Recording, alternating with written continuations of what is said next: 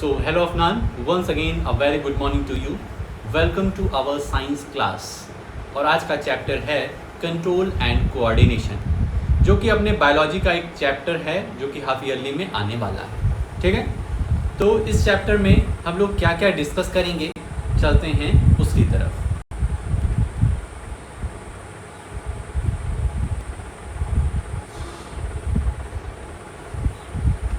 Control and coordination.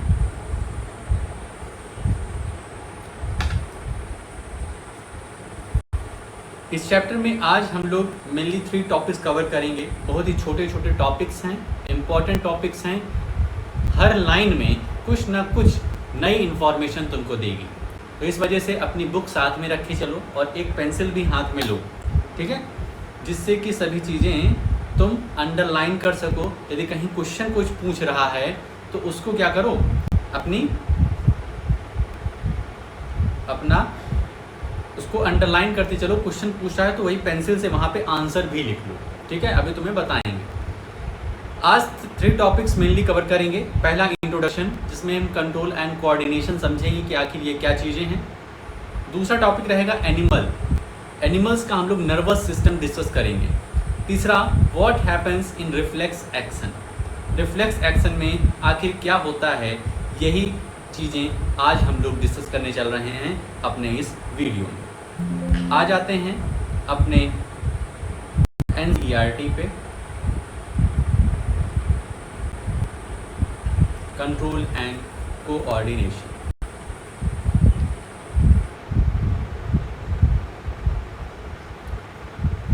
In the previous chapter, we looked at life processes involved in the maintenance functions in living organisms.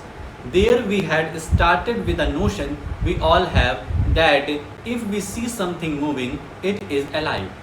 कह रहे हैं पिछले chapter life process का जो chapter था, उसमें हम लोगों ने ये देखा कि जब कोई चीज़ मूव कर रही है तभी हम उसको ये मानते हैं कि हाँ ये जिंदा है, ठीक है। लाइफ प्रोसेस पिछला चैप्टर तुम पढ़े होंगे। Some of these movements are in fact the result of growth as in plants.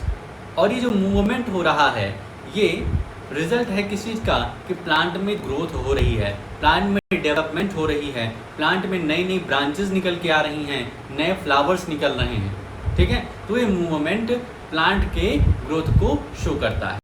A seed germinates and grows, and we can see that the seedling moves over the course of a few days. It pushes soil aside and comes out. हम seed भी देखते हैं, seed germinate जब करते हैं, जैसे हम seed को क्या करते हैं, ज़मीन में गाड़ देते हैं। धीरे धीरे सीड क्या करती है, उस सॉइल पर फोर्स अप्लाई करती है, जो उसके ऊपर सॉइल है उस पर फोर्स अप्लाई करती है और उसके बड्स जो हैं वो बाहर आना शुरू कर देते हैं।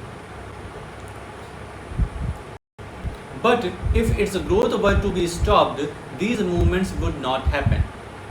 और ऐसा मान लीजिए वो फोर्स अप्लाई नहीं कर रही है, अब फोर्स अप्लाई सॉइल पे नहीं कर रही है, तो इसका मतलब हम ये मान लेते हैं कि अब वो सीड जिंदा नहीं रहा, अब सीड वो खत्म हो चुका है। Some movements as in many animals and some plants are not connected with growth. A cat running, children playing on swings, buffalo chewing cud, these are not movements caused by growth, ठीक है। तो ये जो अपने seeds में हम movement देखें, ये ग्रोथ की वजह से हो रहा है। लेकिन कुछ ऐसे मूवमेंट हमको दिखाई देते हैं अपने आसपास, वो ग्रोथ को नहीं डिटरमाइन करते हैं। जैसे कि एक स्विंग है, एक झूला है, वो इधर उधर टहल रहा है, उसमें क्या ग्रोथ हो रही है, उसमें मूवमेंट हो रहा है लेकिन ग्रोथ नहीं हो रही है। कैट्स इधर से उधर जंपिंग जपाक कर रही है, इधर से जंप उधर से जंप कर रही है, तो क्या उसमें ग्रोथ हो रही है, तो नहीं हो रही है। इस तरीके से बुफैलो कड को चिप करती रहती है। बुफैलो को तुम देखोगे, कभी बुफैलो को तो वो अपना मुंह उसका बंद नहीं रहता, मुंह हमेशा चलता रहता, ठीक है। तो उस वहाँ भी मूवमेंट हो रहा है, तो क्या ये मूवमेंट ग्रोथ की वजह से हो रहा है, तो ऐसा कुछ नहीं है। तो हमारे आसपास कुछ ऐसे मूवमेंट होते हैं जो ग्रोथ को डिटरमाइन करते हैं, तो कुछ ऐसे मूवमेंट हैं जो ग्रोथ को डिटरमाइन नहीं करते हैं। एग्जाम्पल के रूप में सीड में देख लो, उसमें मूवमेंट हो रहा है, इसका मतलब उसमें ग्रोथ हो रहा है। लेकिन स्विंग, एक झूला मूवमेंट कर रहा है, तो क्या झूले में कुछ ग्रोथ हो रहा है, तो ऐसा नहीं। Why do we associate such visible movements with life, a possible answer is that we think of movement as a response to a change in the environment of the organism. ठीक है, क्या लिखा है? Why do we associate such visible movements with life? ये जो हम जितने भी विजिबल मूवमेंट्स देख रहे हैं उसको हम लोग लाइफ से कैसे जोड़ देते हैं? तो हम ऐसा मानते हैं कि अपने आसपास जो भी मूवमेंट हो रहा है उसके पीछे क्या है? कुछ कारण है, कुछ वजह है। इस वजह से किसी भी ऑर्गेनिज्म में मूवमेंट होता है। जैसे कि कैट में मूवमेंट क्यों हुआ? The cat may be running because it has seen a mouse. Cat में मूवमेंट क्यों हुआ? कैट रनिंग क्यों करने लग गई? क्योंकि हो सकता है उसने कहीं माउस देखा हो। Not only that, we also think of movement as an attempt by living organisms to use changes in that environment to their advantage. और जो एनिमल्स हैं ये मूवमेंट इसलिए भी करते हैं कि कुछ वो गेन कर सकें, कुछ उन्हें एडवांटेज हो सके, कुछ उन्हें फ़ायदा हो सके। Plants grow out into the sunshine. Children try to get pleasure and fun out of swinging. Buffalo chicken to help break up tough food so as to be able to digest it better. समझ में आ रहा है? मतलब ये सब movement क्यों हो रहा है? तो मूवमेंट हो रहा है कुछ पाने के लिए, कुछ गेन करने के लिए।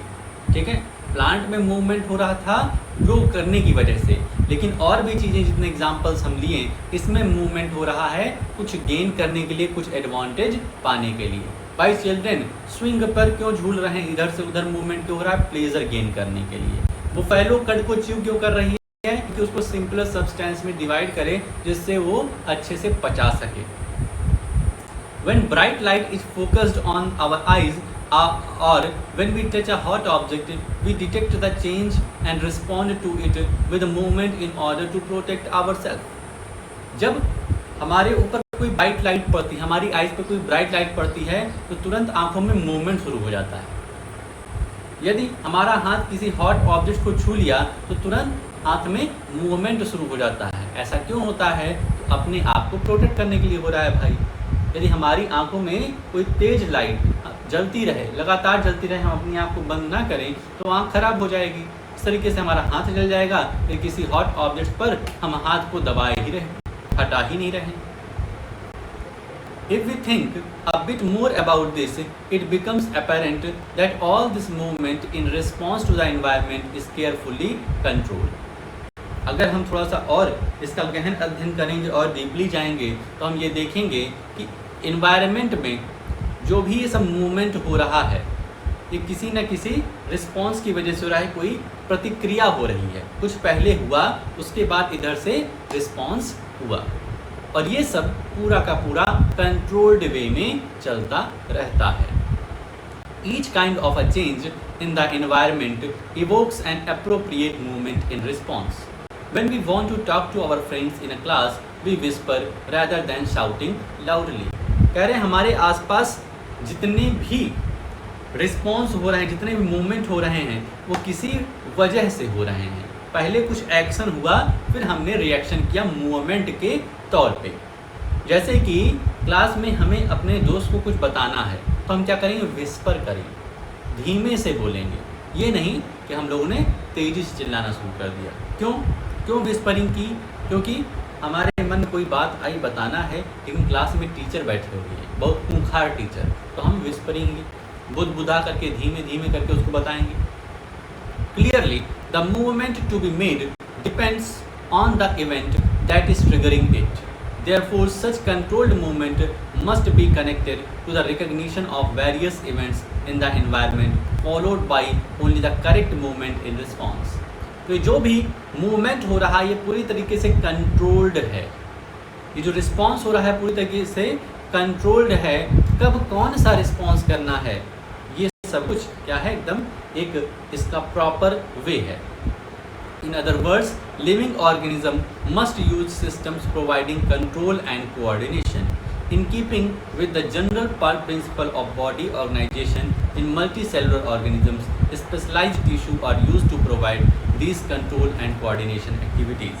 ठीक है, इसको और अच्छे तरीके से समझने के लिए हमें मल्टी सेलुलर ऑर्गेनिज्म के पास चलना पड़ेगा। मल्टी सेलुलर ऑर्गेनिज्म जैसे ह्यूमन हो गए, इनके पास सिंगल सेल नहीं होता है, कई सारे सेल वाले ऑर्गेनिज्म हैं। तो इनके पास स्पेशलाइज्ड टिश्यू होती है, नर्व्स होता है, नर्वस सिस्टम होता है, जिससे कि ये चीज़ों को और अच्छी तरीके से कंट्रोल एंड कोऑर्डिनेट कर पाते हैं, कब कौन सा मूवमेंट करना है, कब कौन सा नहीं करना है, इसमें हम लोग अच्छी तरीके से समझ सकते हैं।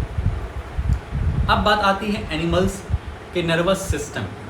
ध्यान रखना, अब एनिमल्स हैं तो एनिमल्स और जो इंसान होते हैं ये एक जैसे लगभग होते हैं, ठीक है, एक जैसे लगभग होते हैं। इनकी जो संरचना होती है, इनका जो बॉडी का स्ट्रक्चर होता है, ये लगभग इंसानों से मिलता है। अब आ जाता है अपना दूसरा topic, animals nervous system. In animals such control and coordination are provided by nervous and muscular tissues which we have studied in class 9। यानी एनिमल में तो कंट्रोल एंड कोऑर्डिनेशन होता है नर्वस और मस्कुलर टिश्यूज के समन्वय से, मतलब इन दोनों लोग ये अच्छे से कोऑर्डिनेट करके कंट्रोल करते हैं किसी भी रिस्पॉन्स को, जिसको हम लोगों ने क्लास 9 में पढ़ा था। Touching a hot object is an urgent and dangerous situation for us. किसी भी गर्म ऑब्जेक्ट को हमने छुआ है तो ये एक अर्जेंट और डेंजरस सिचुएशन है। इस पर हमें तुरंत कंट्रोल करना होगा, तुरंत रिस्पॉन्स देना पड़ेगा, ज़्यादा देर नहीं लगानी होगी, ठीक है। We need to detect it and respond to it. How do we detect that we are touching a hot object? All information from our environment is detected by the specialized tips of some nervous cell. तो ऐसा कैसे हो गया कि हमको ये पता चला कि हमने किसी हॉट ऑब्जेक्ट को छुआ है? भाई पता चलेगा तभी तो हम अपना हाथ उससे हटाएंगे, उस ऑब्जेक्ट से, वरना लगा ही रहेंगे। तो हमको कोई तो आकर के इन्फॉर्मेशन दिया ना, तब तो हमने हाथ को हटाया। ऐसे तो हटा लिया कि हमारा मन था छुआ लिया, हमारा मन था हटा लिया। छुआया क्योंकि हमें पता नहीं था। अब गर्म है तो किसी ने ला करके हमें इन्फॉर्मेशन दी कि भाई साहब गर्म है, हाथ हटा लो वरना दिक्कत में आ जाओगे। तो ये डिटेक्ट हुआ specialised tips of some nervous cell. Nervous cell के टिप्स से ये हमें इन्फॉर्मेशन मिली। These receptors are usually located in our sense organ such as the inner ear, the nose, the tongue and so on. और ये nerve cell होते हैं, specialised nerve cell होते हैं, ये हमारे सेंस ऑर्गन में पाए जाते हैं, ठीक है। ऐसे ऑर्गन जिनसे हम सेंस करते हैं, ऑब्जर्व करते हैं। तो जानते हो तुम्हारे सेंस ऑर्गन कौन कौन से होते हैं? यहाँ पर कुछ ऑर्गन दिए हुए हैं, ईयर हो गया, नोज हो गया, टंग हो गया, तुम्हारी त्वचा मीन्स स्किन हो गई, ये सब क्या है? Sense organ. So gustatory receptors will detect taste while olfactory receptors will detect smell. तो गस्टेटरी रिसेप्टर्स मतलब जो हमारे जीभ में रिसेप्टर्स होते हैं, टंग में, उनको हम लोग गस्टेटरी रिसेप्टर्स कहते हैं। ये टेस्ट को डिटेक्ट करते हैं। और ऑल्फैक्टरी मतलब हमारे नाक में होते हैं ये रिसेप्टर्स जो स्मेल को डिटेक्ट करते हैं, ठीक। इतनी बात क्लियर हो गई कि इतनी जल्दी हम कैसे क्या करते हैं, डिसीजन ले पाते हैं। This information acquired at the end of the dendritic tip of nerve cell sets off a chemical reaction that creates an electrical impulse. This impulse travels from the dendrite to the cell body and then along the axon to its end. At the end of the axon, the electrical impulse sets off the release of some chemicals. These chemicals cross the gap or synapse and start a similar electrical impulse in a dendrite of the next neuron. This is a general scheme of how nervous impulse travel in the body.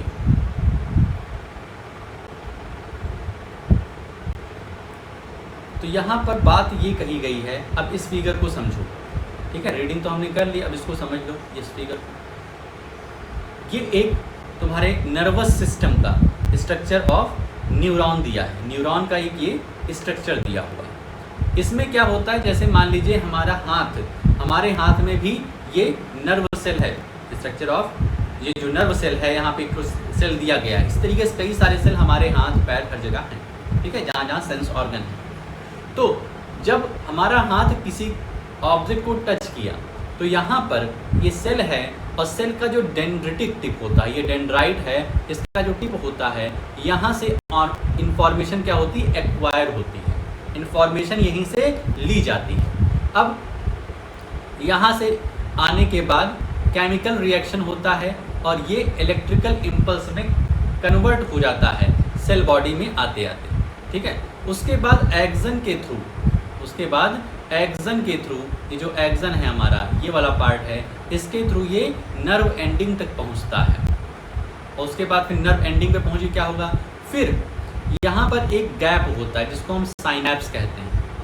यहाँ पर एक gap होता है जिसको हम synapse कहते हैं। और इसके बाद फिर एक इसी तरीके से स्ट्रक्चर इसके बगल में होता है, इसके बगल में इसी तरीके से एक स्ट्रक्चर होता है न्यूरॉन का।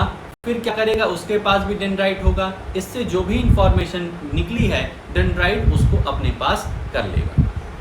उसके बाद फिर से वही केमिकल रिएक्शन होगा और उस इंफॉर्मेशन को इलेक्ट्रिकल इम्पल्स में चेंज करेगा। और फिर जो इलेक्ट्रिकल इम्पल्स हैं वो एक्सन के थ्रू होते होते फिर वापस से साइनैप्स में जा करके दूसरे हमारे न्यूरॉन के पास पहुँचेगी। इस तरीके से करते करते करते फिर लास्ट में ब्रेन तक बातें पहुंचती हैं, ठीक है, वाया स्पाइनल कॉर्ड के थ्रू पहुंचती है, ठीक। तो इतनी बात समझ गए। A similar synapse finally allows delivery of such impulses from neurons to other cells such as muscle cells और gland। तो इसी तरीके से ये इंफॉर्मेशन मसल्स सेल्स और ग्लैंड की तरफ जाती हैं, इन्हीं न्यूरॉन की हेल्प लेते हुए अलग अलग। It is thus no surprise that nervous tissue is made of an organized network of nerve cells or neurons and is special for conducting information via electrical impulses from one part of the body to another, ठीक है। तो ये nervous tissue जो है हमारा, इसमें इसी तरीके के नर्व सेल जो होते हैं, न्यूरॉन होते हैं, ये बहुत सारे पाए जाते हैं। और इस तरीके से जैसे डेंड्राइट टिप से होकर के सेल बॉडी से होते हुए एक्सन के थ्रू और उसके बाद हमारा जो ये है नर्व एंडिंग है, इसके थ्रू इंफॉर्मेशन हमारे किसी स्पेसिफिक बॉडी, जिस बॉडी से वो रिलेटेड इंफॉर्मेशन रहती है, जिस बॉडी पार्ट से रिलेटेड वो इंफॉर्मेशन रहती है, वहाँ पर चीज़ों को पहुँचाती है। Look at figure 6.1 and identify the parts of a neuron। तो न्यूरॉन के पार्ट्स तुमने देखा, डेंड्राइट है, सेल बॉडी है, एक्सन है और नर्व एंडिंग है। Where information is acquired, information कहाँ मिली, तो डेंड्राइट में मिली। देखो यहाँ पे क्वेश्चन बन रहा है, Look at figure 6.1a and identify the parts of neuron where information is acquired, तो dendrite, through which information travels as an electrical impulse। Electrical impulse किस पाथ से होकर के गुजरी, तो action. When this impulse must be converted into a chemical signal for onward transmission। तो ये जो इलेक्ट्रिकल इम्पल्स थी ये अब केमिकल सिग्नल में कन्वर्ट हो रही है, तो साइनैप्स में हो रही है। साइनैप्स मीन्स यहाँ पर जो एक गैप है, ठीक है, जिसके तुरंत बाद ये फिर से एक न्यूरॉन तुम्हें दिखाई देगा। तो इंफॉर्मेशन एक्वायर की गई डेंड्राइट में, इंफॉर्मेशन इलेक्ट्रिकल इम्पल्स का रूप लेकर के ट्रेवल करी एक्सन के थ्रू और लास्ट में साइनैप्स में वो वापस केमिकल रिएक्शन वहाँ पे हुआ और वो आगे की तरफ ट्रेवल करी, ठीक। तो ये तीनों का आंसर मिल गया। पहले का हो गया क्या, तुम्हारा डेंड्राइट, दूसरे का हो गया एक्सन और तीसरे का हो गया साइनैप्स। तो इसको भाई साहब लिख लेना थोड़ा सा, ठीक है, अपनी बुक में ही नोट कर लेना, जिससे कि अगली बार पढ़ो तो तुम्हें दिक्कत ना हो कि इन्फॉर्मेशन कहाँ से एक्वायर हुई, कहाँ वो इलेक्ट्रिकल इम्पल्स जो है वो किस पाथ से ट्रेवल करी और कहाँ पर वो इलेक्ट्रिकल इम्पल्स कन्वर्ट हुई केमिकल सिग्नल में और आगे बढ़ी। आता है activity 6.1, put some sugar in your mouth, how does it taste. अपने माउथ में कुछ शुगर रखो, तो कैसा टेस्ट हो रहा है सबको बताओ चिल्ला चिल्ला कर। Block your nose bye presenting it in your thumb and index finger, now eat sugar again, is there any difference in its taste। तो शुगर लेना, शुगर के खुद बताना तुम जैसे ये कह रहे हैं सबसे पहले तो सिंपल है, अपने मुंह में शुगर रखो और बताओ कि क्या टेस्ट है उसका। दूसरा काम क्या करो, इस बार अपनी नाक बंद कर लो, नाक को क्या करो, बंद कर लो और फिर से अपने मुंह में कुछ शुगर रखो। अब बताओ क्या कुछ टेस्ट में डिफरेंस आया कि नहीं आया, टेस्ट में डिफरेंस आया कि नहीं आया। While eating lunch, block your nose in the same way and notice if you can fully appreciate the taste of food you are eating। कह रहे लंच करते समय तुम अपनी नाक को बंद किए रहो और खाना खाते रहो, तो क्या खाने का जो सही टेस्ट था वो तुम्हें मिला कि नहीं मिला। अब प्रैक्टिकल तुम खुद करोगे आज और बताओगे साइंस के अनुसार क्या है, इन्होंने किया है तो ये क्या बता रहे हैं। Is there a difference in how sugar and food taste if your nose is blocked? तो साइंस के अनुसार जो बात ये है कि यस, कुछ डिफरेंस होगा टेस्ट में, कुछ डिफरेंस होगा टेस्ट में, क्योंकि जो हमारा नोज़ के सेल्स हैं, नर्व सेल्स, और जो हमारे टंग के नोज सेल्स हैं, ये आपस में बहुत ही कोऑर्डिनेशन बना के रखते हैं। तुम देखते होगे जब जुखाम हो जाती है, जब जुखाम हो जाती है तब हमें सब्जी का, खाने का टेस्ट आना बंद हो जाता है। ठीक है, याद करो कोरोना का टाइम, कोरोना के टाइम में लोगों को क्या होता था, यही खांसी जुखाम होता था। खांसी जुखाम मतलब नाक से संबंधित बीमारी थी, लेकिन उनको टेस्ट आना बंद हो गया था। कह रहे थे ना कि सर डॉक्टर साहब हमको टेस्ट नहीं आ रहा है, तो कहे भाई साहब तुमको कोरोना हो गया है, अपने आप को आइसोलेट कर लो। ठीक है, तो इसका मतलब क्या है, कुछ कोऑर्डिनेशन है हमारे ऑल्फैक्टरी में और गस्टेटरी रिसेप्टर्स जो हैं, गस्टेटरी मीन्स टंग और ऑल्फैक्टरी मीन्स नोज, इसमें क्या है, कुछ ना कुछ कोऑर्डिनेशन पक्का है। करके देखना भाई साहब, यही दिखा है। Do you come across a similar situation when you have a cold. Cold के समय में हमें चीज़ों का स्वाद आना बंद हो जाता है। अब आप अपना आज का थर्ड, जिसको हम लोग लास्ट टॉपिक भी बोल सकते हैं, what happens in reflex action. Reflex action में क्या होता है भाई साहब, बात ऐसी है कि अभी तो न्यूरॉन का जो हम लोगों ने स्ट्रक्चर पढ़ा, उससे हम लोगों ने देखा कि इन्फॉर्मेशन कैसे कैसे कैसे कैसे आगे बढ़ती है। ठीक है, डेंड्राइट से सेल बॉडी, सेल बॉडी से एक्सन, एक्सन से नर्व एंड पर, नर्व एंड से साइनेप्स में गई, साइनेप्स मतलब वहाँ गैप था, उसके बगल में एक न्यूरॉन था। इस तरीके से होते होते ये गई कहाँ पर, हमारे स्पाइनल कॉर्ड, और फिर स्पाइनल कॉर्ड से ब्रेन में गया। फिर ब्रेन में इंफॉर्मेशन क्या होती है, वहाँ पर उसको समझा जाता है, उसके बाद क्या रिस्पॉन्स करना है, वहाँ से वो होता होता फिर से वापस हमारे उस बॉडी पर, उस बॉडी पार्ट्स पर आता है, जिससे वो रिलेटेड रहती है इंफॉर्मेशन। ठीक, तो इस तरीके से करने में कभी कभी क्या लगता है, कभी कभी क्या होता है, बहुत समय लग जाता है। कभी कभी क्या होता है, बहुत समय लग जाता है। हमें कुछ ऐसे एक्शन होते हैं जो कि तुरंत ही करने होते हैं, उसको यदि हम ब्रेन तक पहुंचाएंगे तो ब्रेन भूल जाता है। कभी कभी तुम देखते हो, हम तुम्हें काम देते हैं, तुम भूल गए, ब्रेन क्या होता है, भूल जाता है। तो ईश्वर ने सोचा कि कुछ ऐसा संरचना किया जाए कि ये जो आदमी हमने बनाया है, ये जो इंसानों को बनाया, इसके पास जिंदा रहे। ऐसा ना हो कि इसके क्या करें, कपड़े में आग लग गई है, इसे कपड़े में आग लग गई है, इसके शरीर को आग की तपन जो है वो महसूस हो रही है, और अभी ये दिमाग से सोच रहा है कि इस कपड़े को उतारा जाए या फिर पहने रहा जाए, या फिर इसके ऊपर पानी डाल दिया जाए, क्या किया जाए। तो दिमाग इतना सोचेगा, वो कई तरीके का सल्यूशन देने के बारे में सोचेगा, तब तक इंसान ख़त्म हो जाएगा। तो कुछ ऐसा ईश्वर ने हमारे शरीर में ये सिस्टम बनाया कि कुछ एक्शन को हम तुरंत करें, उसी को कहते हैं रिफ्लेक्स एक्शन। ठीक है, कभी कभी क्या होता है, तुम फिसलने वाले होते हो और तुम बच जाते हो, तो जो एक्शन किए बचने के लिए, वही हो गया रिफ्लेक्स एक्शन। ठीक है, तुम कहीं जा रहे हो, ठीक है, बहुत तेज धूप है और तुमने एक लोहे की ग्रिल पर हाथ रखा, थक गए थे, सोचे थोड़े से आराम कर ले। जैसे ही हाथ रखा, तुम एकदम थके हुए थे, तुम्हारी बॉडी साथ नहीं दे रही थी, लेकिन जैसे तुम उसने लोहे की ग्रिल पर, लोहे की एक बाउंड्री पर हाथ रखा, तुरंत हाथ हट गया। ठीक है, शरीर में एनर्जी नहीं थी, लेकिन हाथ को हटाने में एनर्जी आ गई एकाएक। यही है रिफ्लेक्स एक्शन। समझे रिफ्लेक्स एक्शन भाई साहब? चलो अब देखते हैं क्या लिखा है इसमें। Reflex is a word we use very commonly when we talk about some sudden action in response to something in the environment. कोई सडन एक्शन हो, एक कोई एक्शन हो, उसी को रिफ्लेक्स एक्शन कह देते हैं। जो भी हमारे एनवायरनमेंट में सडन एक्शन हो उसको रिफ्लेक्स एक्शन कहेंगे। वी से आई jumped out of the way if the of the bus reflexly, or I pulled my hand back from the flame reflexly, or I was so hungry my mouth started watering reflexly।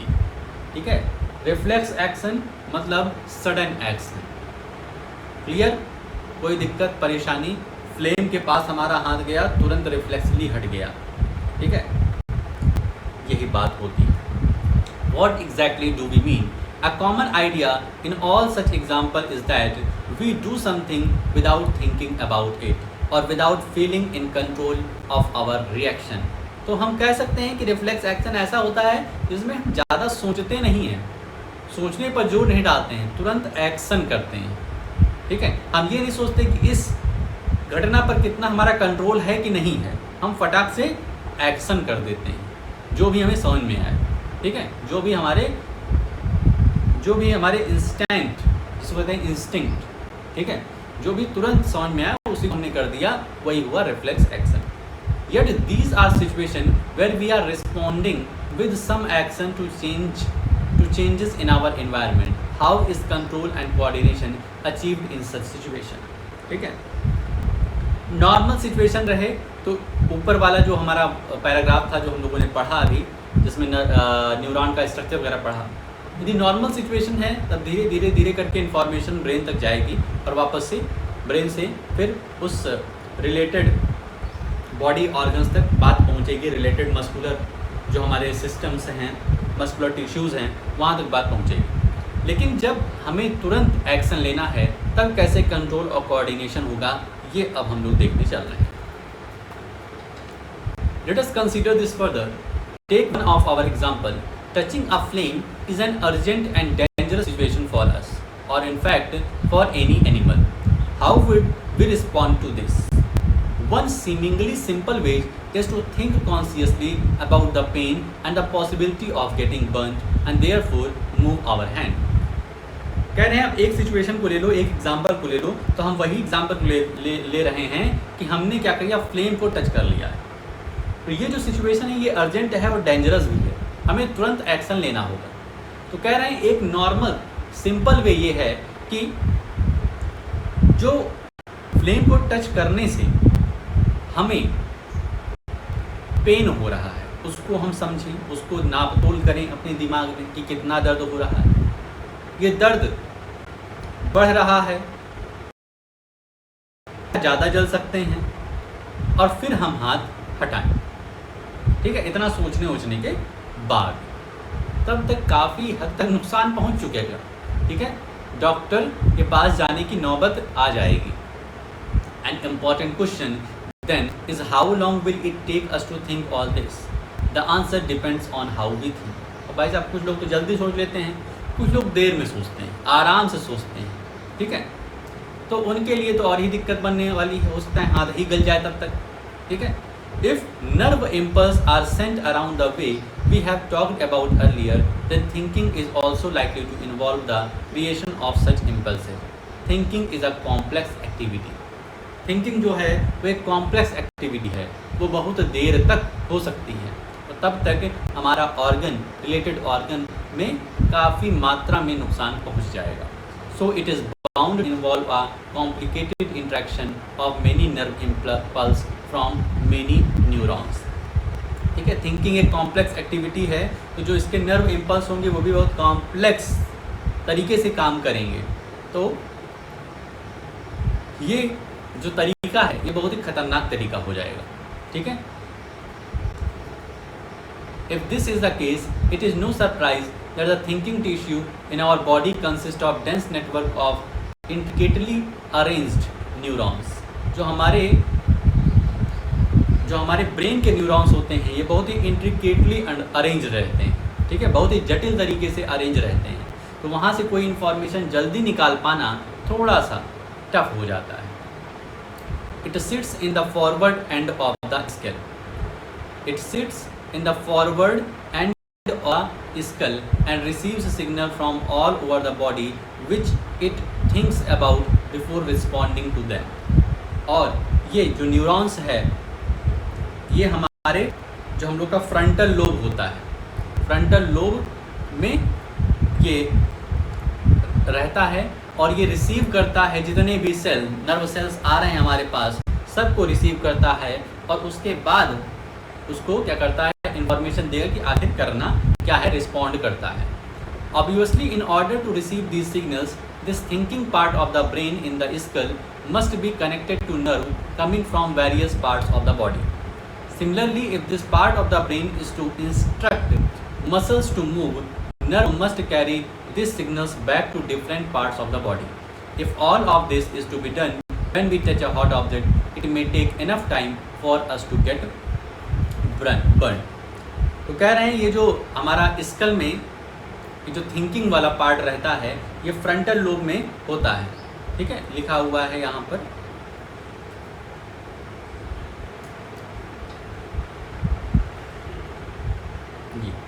It sits in the forward and of the skull. ठीक है, forward and of the skull means वही frontal lobe में होता है. तो भाई साहब इस तरीके से करने में काफ़ी समय लग जाएगा.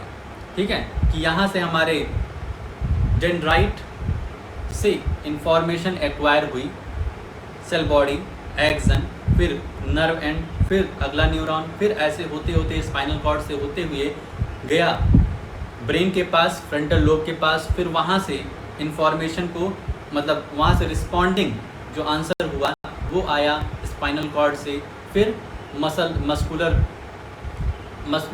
मसल्स के पास गया कि कैसे काम करना है. तो इसमें काफ़ी समय लग सकता है.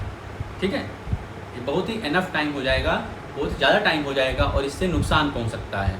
तो हमें कुछ करना होगा, कुछ ऐसा सिस्टम बनाना होगा कि एक्शन जल्दी हो. How does the design of the body solve this problem? rather than having to think about the sensation of heat, if the nerve that detect heat were to be connected to the nerve that move muscles in a simpler way, the process of detecting the signal or the input and responding to it by an output action might be completed quickly. कह रहे हैं ऐसा हो जाए कि जो nerves heat को sense कर रहा है, जो नर्व्स हीट को सेंस कर रहा है वो कनेक्ट हो जाए हमारे मसल्स से जो कि रिस्पॉन्ड करेगी. ठीक है, वो हमारा मसल्स के नर्व से कनेक्ट हो जाए. तो जैसे ही हमें चीज़ें गर्म लगी, जो हमारा नर्व्स यहाँ पर डिटेक्ट किया कि हाँ चीज़ें गर्म लग रही है, ये नर्व कनेक्ट रहे मसल्स के नर्व से. जो मसल क्या करेगी, इसको उठा करके दूसरी तरफ कर देगी. ठीक है, तो अगर इसको कनेक्ट करें, इन्फॉर्मेशन जाए, कुछ इन्फॉर्मेशन भेज दो ब्रेन में कि ब्रेन अब क्या करेगा, इन्फॉर्मेशन को वहाँ पर देखेगा कि क्या क्या इन्फॉर्मेशन आई है, अब डॉक्टर के पास जाना है कि घर में ही इलाज हो जाएगा, ये सब ब्रेन सोचे. लेकिन अभी का अभी क्या कर लो, एक रिफ्लेक्स एक्शन कर. ठीक, such a connection is commonly called a reflex arc. इस कनेक्शन को रिफ्लेक्स आर्क कहते हैं. मतलब जो हमारा सेंसरी नर्व था वो हमारे मसल्स नर्व से कनेक्ट था. ठीक, where should such reflex arc connection be made between the input nerve and the output nerve? Input nerve means sensory nerve, जहाँ से इंफॉर्मेशन इंटर कर रही है. आउटपुट नर्व मतलब मसल्स वाली नर्व कि वहाँ से वो एक्शन करके अपने बॉडी पार्ट्स को हीट फ्लेम से बचा लिया. The best place of course would be at the point where they first meet each other. तो ये सब कहाँ मिलते हैं? तो मिलते हैं स्पाइनल कॉर्ड. ठीक है, सेंसरी नर्व ने क्या किया, इन्फॉर्मेशन को भेजा स्पाइनल कॉर्ड तक, फिर वहाँ से मोटर नर्व आई, मतलब जो रिस्पॉन्ड करने वाली नर्व है, मसल्स नर्व, उसने रिस्पॉन्ड किया. तो ये कहाँ पे मिलते हैं स्पाइनल कॉर्ड में. Nerves from all over the body meet in a bundle in the spinal cord on their way to the brain. Reflex arcs are formed in this spinal cord. जो reflex arc बन रहा है वो इसी spinal cord में बन रहा है itself. Also the information input also goes on to reach the brain. ध्यान रखना, स्पाइनल कॉर्ड ने तुरंत तो रिफ्लेक्स एक्शन करवा दिया, लेकिन इंफॉर्मेशन ब्रेन तक जाएगी. ठीक है, कि हमने इतना काम कर दिया है, अब आगे का आप देखिए. Of course Reflex arcs have evolved in animals because the thinking process of the brain is not fast enough. Reflex arc animal में भी होता है क्योंकि उनका ब्रेन तो और ही थोड़ा सा लूज रहता है, ठीक है. In fact, many animals have very little or none of the complex neuron network needed for thinking.